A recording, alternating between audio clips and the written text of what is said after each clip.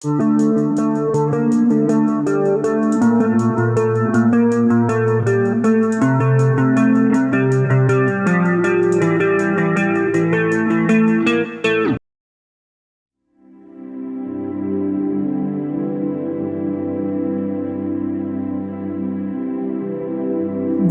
வையகம், வாழ்க வையகம், வாழ்க வளமுடன்.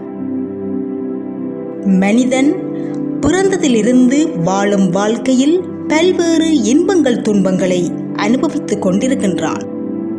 இவை அவனது மனதையும் உணர்வுகளையும் பாதிக்கக்கூடியனவாக உள்ளன. எனினும் இந்த இன்ப துன்பங்களைப் போன்ற அனுபவங்களுக்கும் அப்பாற்பட்ட ஒரு மூல சக்தி ஒன்று உள்ளது. அது பரந்து விரிந்து கிடக்கும் பிரபஞ்சம் இயங்குவதற்குரிய ஆற்றல் அனைத்தையும் வழங்குகின்றது. இதேபோன்று கண்களை மூடி எம்முள் நாம் பயணிக்கும் போது எளிய குண்டலினி யோகம் மூலம் நமக்குள் இயங்கிக் கொண்டிருக்கும் உயிர் சக்தி அல்லது உயிர் ஆற்றலை உணர முடியும்.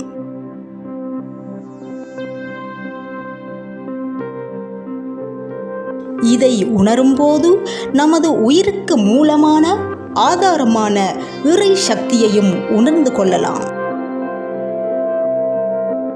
இதை தனது ஞான வல்லமையினால் அறிந்து கூறியவர் தத்துவ ஞானி அருட்தந்தை வேதாத்ரி மகரிஷி அவர்கள்.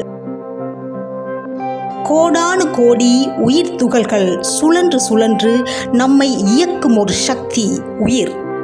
உயிர் துகள்கள் தானாக சுற்றி சுழன்று கொண்டிருப்பதால் உருவாகும் ஒரு சக்தி பயோமேக்னெட்டிக் பவர் என அழைக்கப்படும் ஜீவகாந்தம். நமது மனம், உடல் என்பன இயங்குவதற்கு மூல காரணமாக இருப்பது இந்த ஜீவகாந்தம்.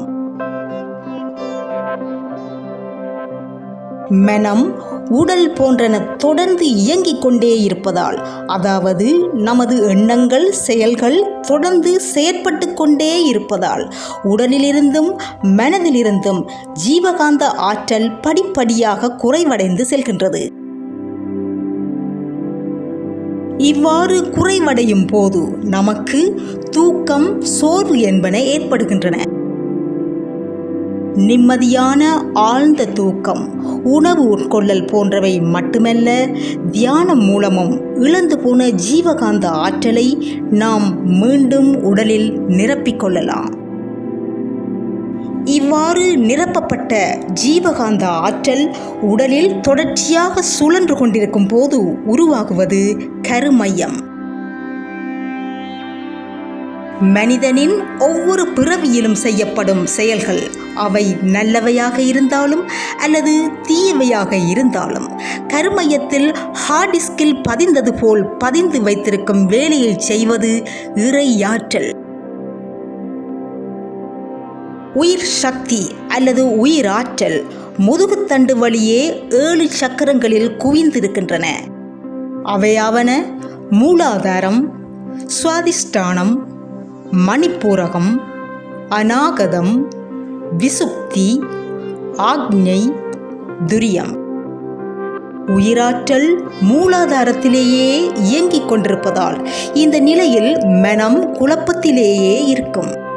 குழப்பத்தில் இருக்கும் நாம் உயிராற்றலை ஆக்ஞைக்கு கொண்டு செல்லும் போது அந்த உயிரின் இயக்கத்தை உணர்ந்து கொள்ள முடியும்.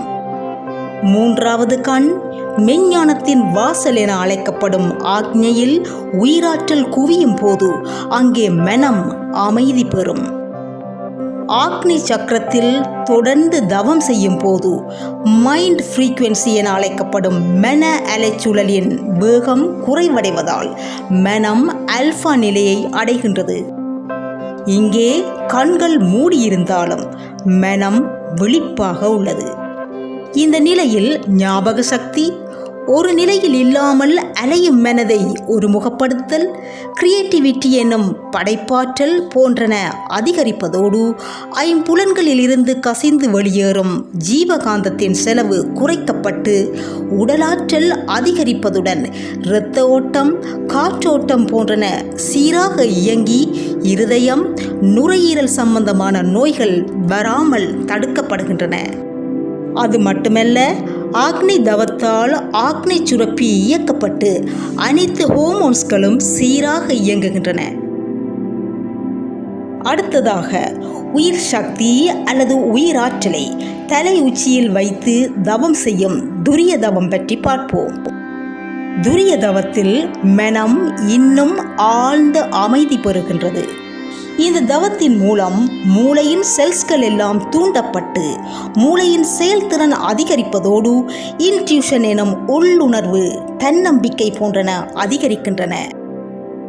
துரிய தவத்திலிருந்து எம்மால் ஏற்படுத்தப்படும் ஒவ்வொரு சங்கல்பமும் வாழ்த்தும் நமது வாழ்க்கையில் காரியங்கள் கைகூடி வெற்றியையும் மகிழ்ச்சியையும் உண்டாக்குகின்றது.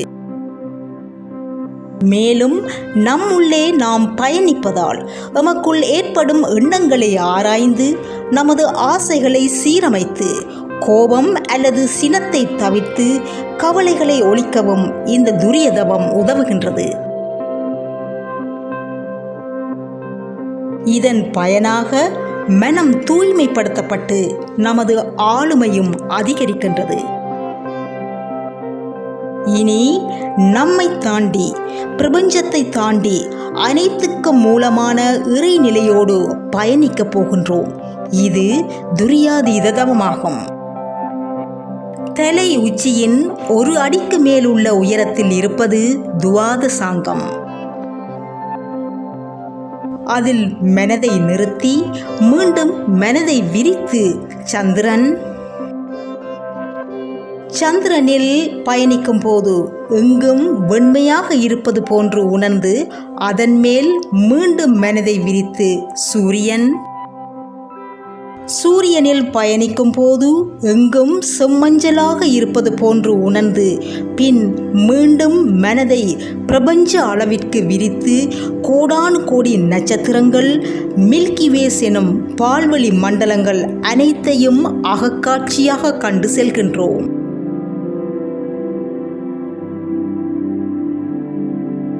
அதன்பின் எல்லையற்ற பரம்பொருளான எங்கும் கருமையாக உள்ள சுத்த வழியில் இணைகின்றோம்.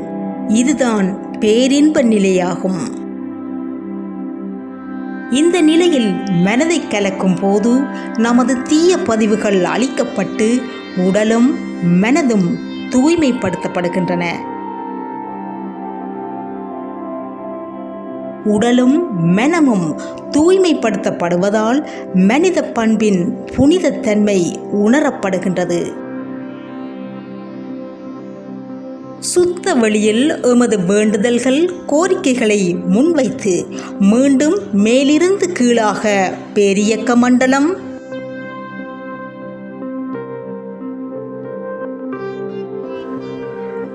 அதன் கீழ் சூரியன்,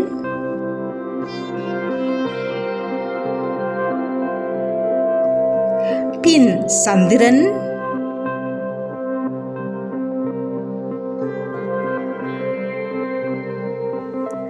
அதன் பின் 1000 இதழ்கள் கொண்ட தாமரையான துவாத சாங்கம் வழியாக வந்து தலை உச்சியான துரியத்தில் நிறுத்தி இந்த தவ ஆற்றல் உடல் முழுவதும் பரவட்டும் என சங்கல்பம் செய்து தவத்தை முடிக்கின்றோம்.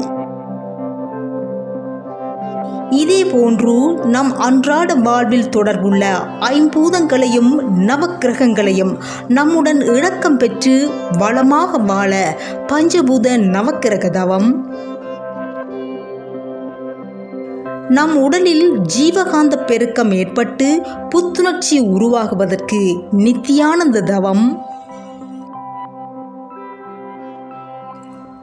உடலில் உள்ள 7 சக்கரங்களையும் அதற்கு மேலுள்ள பிரபஞ்ச சக்தியோடும் அதற்கு மேலான இறைநிலையோடும் இணைக்கும் 9 மைய தவம்,